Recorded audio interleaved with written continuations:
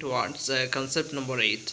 Our concept 8 is the smallest n-digit number which when divided by x, y and z leaves no remainder. Then our required number is equal to smallest n-digit number minus r plus l, where r is the remainder obtained when n-digit smallest number is divided by LCM of x, y and z, and l is the LCM of x, y and z.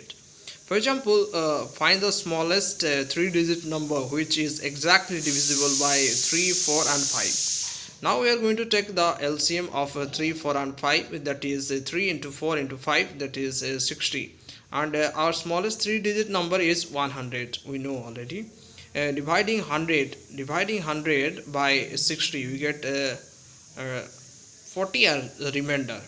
Putting the values in our above formula, we get a required number equal to smallest n-digit number, that is 100, and minus r, that is 40, and plus l, that is the LCM, which is 60.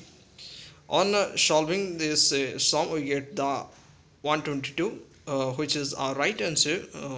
Thank you.